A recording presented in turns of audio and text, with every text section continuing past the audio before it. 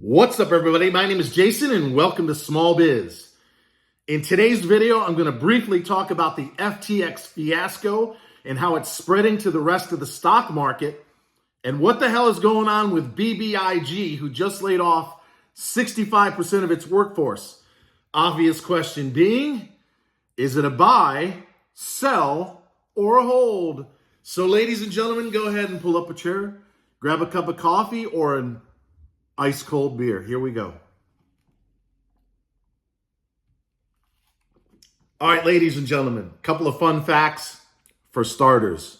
I thought it would be fun if I start off by cutting to the chase in these videos and then say one of the 4 or 5 that I have grown accustomed to. Ice cold beer, glass of wine, whiskey on a big rock, so that every day that you come in, the first 15 or 20 seconds, you're wondering, is he going with wine, beer, bottle of champagne? What's it going to be? So every day I will try this for a while. If it sticks, I'll keep it. In addition to this new fun, get to the fucking chase start, there's one F-bomb out of the way.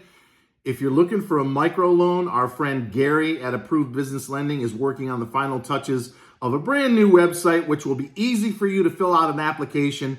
So if you're looking for $500, or as much as I think $15,000 with very little required up front and quick. And I'm talking quick approvals. Stay tuned. That's supposed to be finished in the next few days. And I believe tomorrow, Justin over at Trustify is going to announce the $500 cash prize winner from over a week ago, because you had to leave a comment, not only here on YouTube, but as well as his Instagram page, which is at TrustAFI. But I want to quickly cover some headlines that are all over the news today. And I'm not going to go into great detail, but if you own any stock with me, if you're following me on Twitter at TrySmallBiz and you wondered, what the hell should we do with BBIG? I'm going to explain exactly what needs to be done in the next couple of minutes. But we got red all over the screen. And as I just, that's all, folks. We don't edit around here. So if you're new, welcome. We don't edit around here. But as I just said on Twitter, get back on track, Jason. There's a lot of cross currents. There's a lot of divergences. There's a lot of things based on 30 years of trading experience that don't make sense. For example, the US dollar is down, and it's been getting hammered in the last 4 or 5 days. Now, normally, when the dollar is going down, the stock market's going up.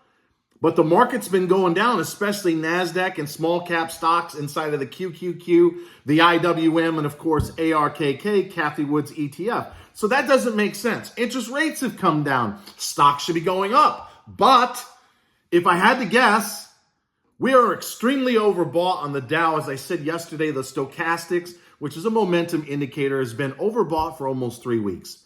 It's twice as overbought as it normally is, to keep it simple. So in my opinion, we're still looking at a seasonally weak second half of November. You typically bottom the last week, and then December, and almost every year with 1 or 2 exceptions over the last 30, is very, very strong. So given that we have 28% cash, I am on the hunt right now for at least 2, maybe 3 names to buy in and around Thanksgiving. But you've got the dollar down, stocks are down. Here's another one that doesn't make sense, the VIX, the fear index. There's a simple rule out there. When the VIX, which is the fear index for the S&P, gets around 20, there's a lot of complacency. Time to sell. It's in the middle of the range right now at 24 and change. So you got to have some cash, either some longs or shorts. We're not shorting stocks around here. So we have 28% cash. And when you get lots of fear, everyone's throwing the baby out with the bathwater. You're north of 30 or 40, especially on the VIX. It's time to buy. So we're in no man's land. We have things that don't make sense. But as I was trying to say a minute ago, I am 52, so cut me some slack. Option expiration is tomorrow. There's probably a lot of longs, calls, that are holding up this market. So if we don't sell off tomorrow, we're probably going to sell off a decent amount on Monday or Tuesday of next week, which again is to be seasonally expected. I shared that chart yesterday on Twitter. Follow me at TrySmallBiz. Enormous amounts of value is being added there for $1 a day if you're a premium member. Seasonally speaking, you normally come down in the second half of November. You bottom that last week. In December, it's almost always off to the races, which if that happens this year, We buy at least 2, maybe 3 stocks. Maybe we add to one another. BBIG could be one, so stick around.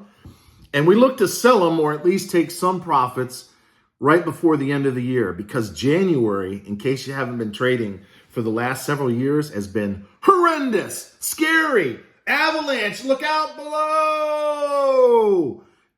Didn't used to be that way, but lately it is. I think it's because fund managers go on vacation in December. They're looking for big fat bonus checks, so they let their positions ride into the end of the year. And then as soon as they get back from the holiday, it's like, get me out. I got to reposition the portfolio, and we normally get hammered. So if we don't go into the end of the year with at least 28% cash and maybe even more, then I probably have not done my job. All right, ladies and gentlemen, thank you for sticking with me. Once again, if you need a micro loan, probably next week, $500 cash prize winner is supposed to be announced by Justin at Trustify tomorrow. Both of those guys, by the way, offer loans up to $5 million.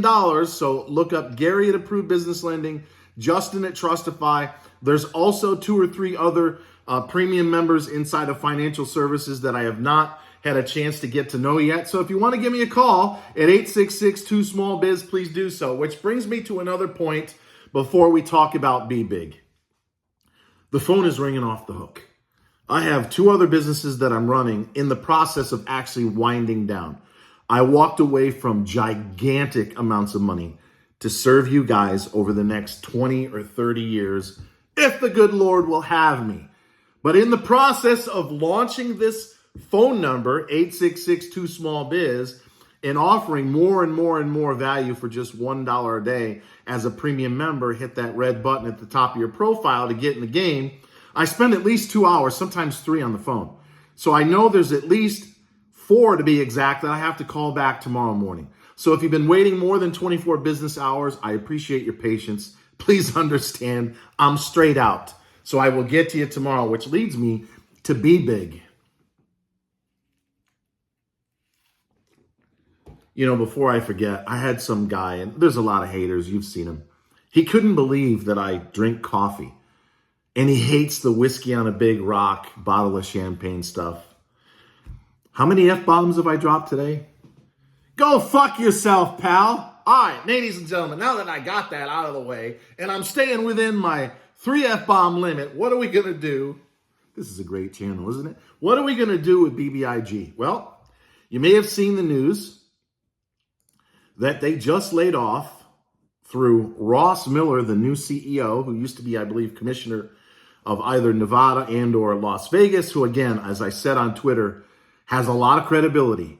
One of the things that's been haunting BBIG, and I'm not going to throw a certain Ted or a certain Lisa or anybody else associated with the scam over the past 12 to 24 months under the table, but Ross Miller's the new sheriff in town. And he seems like a very strong, straightforward, excellent communication style type guy. So I'm going to give him the benefit of the doubt. But what I find extremely interesting, if you're in or considering getting in BBIG, closed at 78 cents. We own it at 92. As you recall, I sold this thing about a year ago, and I was screaming at people at $3.60 to get out. We made lots of money trading this around in the last 18 months. But foolishly, I rebought the stock at 92, and a couple of times when it went to $1.10, $1.15 in the last 3 months, I didn't get out. Because like many of you, I am seduced by the story of the alternative to TikTok. You may have seen the FBI, Christopher Wray, the SEC, the FCC, they want to get rid of TikTok. And in my opinion, YouTube Shorts, which is taking off like crazy, and I'm going to start doing them myself.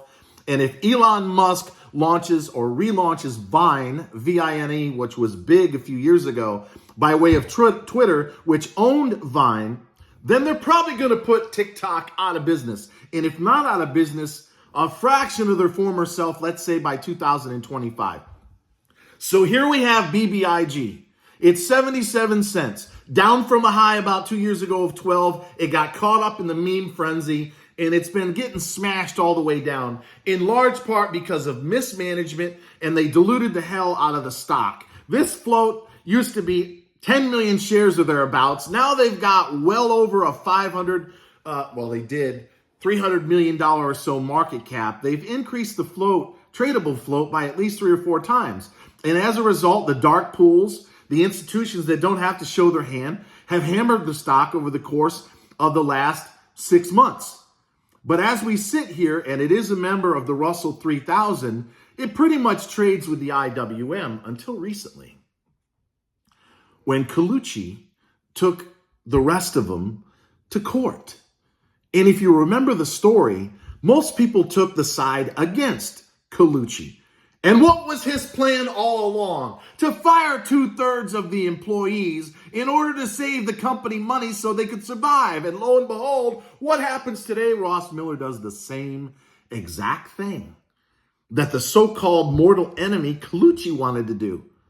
So, ladies and gentlemen, this is a tough one to call. It's very possible that we're looking at a 50-cent stock that's going to do a reverse split 6 months from now.